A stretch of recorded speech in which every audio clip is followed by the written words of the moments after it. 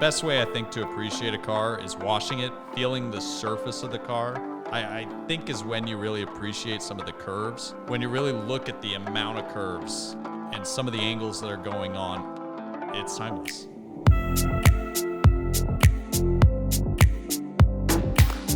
My dad always tells me this story when I was born. You know, you went into where you had all the babies in the window kind of thing, and this kid had a football and baseballs and just all the sports things, and then they got to mine. My little bassinet just had cars plastered all over it because my dad was just a huge car guy and my granddad was a car guy, so it was just kind of in the blood. I was a weird little kid too. I grew up watching the original Italian Job with Michael Caine. I mean, my dream would be to have a Miura someday, because watching the Miura go through the Alps was like the coolest thing ever as a little kid. But you know, the guy's smoking, so I'm sure it's not something a 5-year-old should be watching. But you know, that was my dad, and he just shared all of it.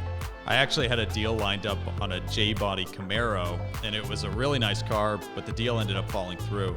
And I remember I went home and I was upset, and I found the notchback, a Mustang, on eBay and set up as a drag car, and it looked really cool. And I literally think it was like a rebound bid. I threw in, you know, it was like the breakup. Oh yeah, threw in a really lowball offer, and I woke up the next day and the guy ended up accepting it. So it was actually kind of serendipitous that I ended up with a Ford. I started, you know, like the little thread on the sweater. I started pulling at it and slowly, you know, figuring out little ways to do things. Put the Coney shocks back on it, put the iron balances back on it, went through it and made the gear ratios a little bit more streetable. It just it kind of snowballed. It's amazing. Kind of like, I don't know, when you decorate the house, you have the one pillow that you decorate everything. Like, this is the pillow that's gonna inspire me. I think that car, I found a Trans Am, this McCombs Racing livery sticker pack that I got from Canada.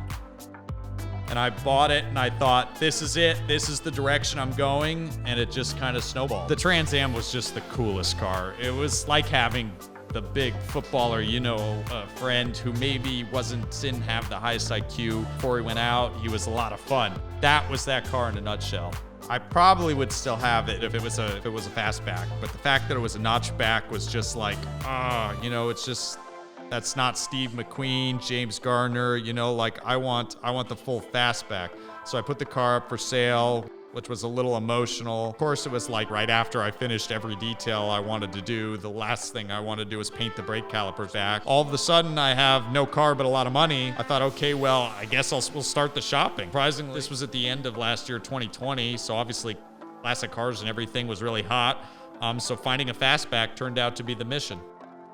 First thing I realized was the car's way cooler than I am. Yeah, I mean, you really have to have this persona. I mean, you do feel, I said it already, you feel like Steve McQueen and you want to go put on like the tweed coat and the turtleneck, drive around in it. First thing I did when I drove it, it's funny, I ended up buying the car and I drove off the lot and I think I went like 10 feet and a big burly guy on a big black Harley pulled up next to me and he's just like, "That's cool, I love it, kid."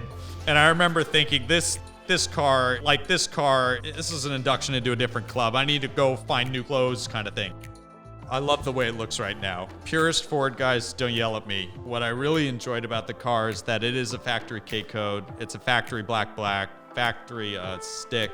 It's got a T5 setup in it now. I'm gonna enjoy it the way it is because it's a great cruiser, kind of set up like this, but we'll probably, like I said, Mr. Potato Head, it'll start changing its form.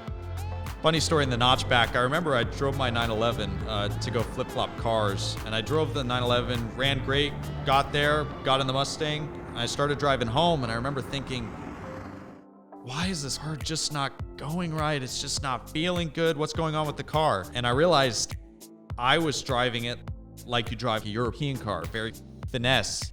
And with these, you just, you know, it's all manhandled. You just bam, bam, bam. You have to really, you know, if you want to go to third, you got to go to third. You know, the rumor that American cars don't have the best brakes is absolutely true.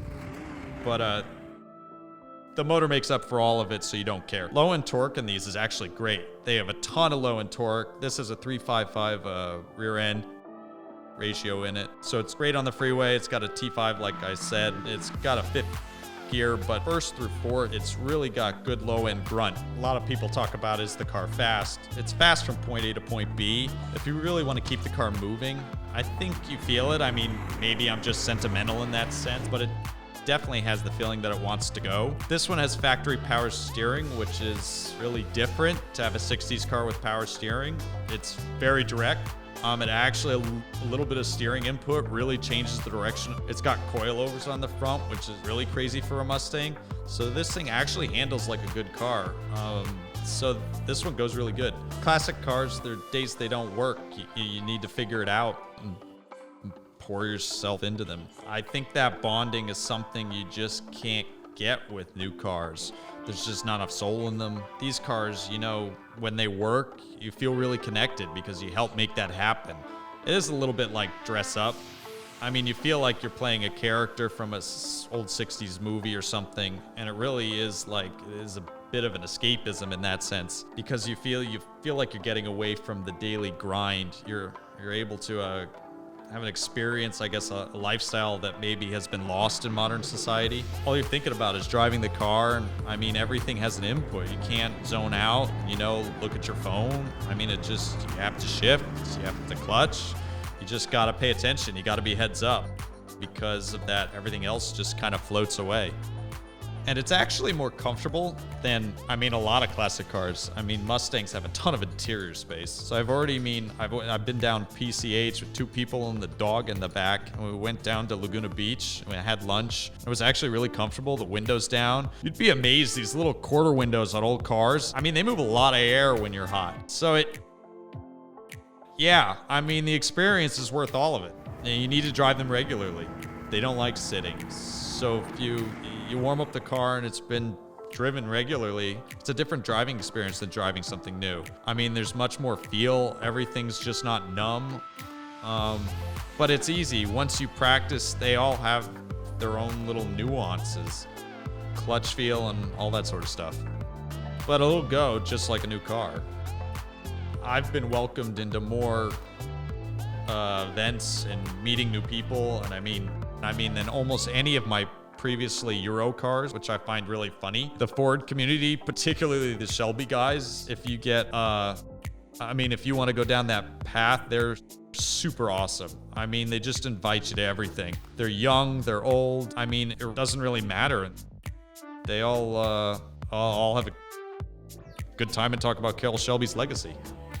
It's more grassroots. That is true. And it does make you feel patriarchal, for lack of a better word. But, it is, you feel like you're part of something that's been there for a while kind of thing. Actually, I think the best car you can start with is a Mustang. There are a million places to buy parts. A lot of people are very knowledgeable about them locally.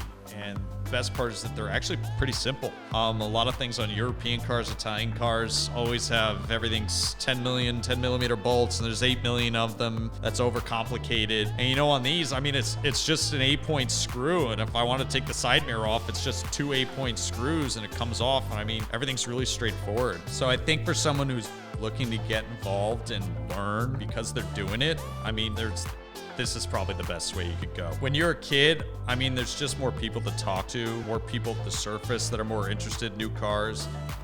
The classic car thing, I think it's sort of like your master's. You get your bachelor's in new cars, and then you go and you do your master's, and you start getting into classic stuff. And that's, I think, when you've graduated, and there's no turning back. Now you're a car guy. I think you can't bond with a car completely unless it's a manual and you're in control. Particularly old cars, I mean, that don't auto blip, don't do all that sort of safety net stuff. Because I mean, if you goof, I mean, it's your goof. And that's what's maybe more rewarding about it. If you get a shift just right, oh man, you feel, oh man, Dan Gertie and me could do it. Don't let any manual driver tell you that they're always perfect. I mean, I've been driving manual cars for almost 15 years. And once in a while you get it wrong. Once in a blue moon, you stall at a stoplight. I'm not a brand guy. I like everything, besides maybe a Prius. But, I want to experience them all. So I'd love to have a big giant warehouse where I just get to keep them all. But, financially, it's probably not possible. So someday I'll probably pass it on to a new carrier. But for now, it's the highlight in my garage.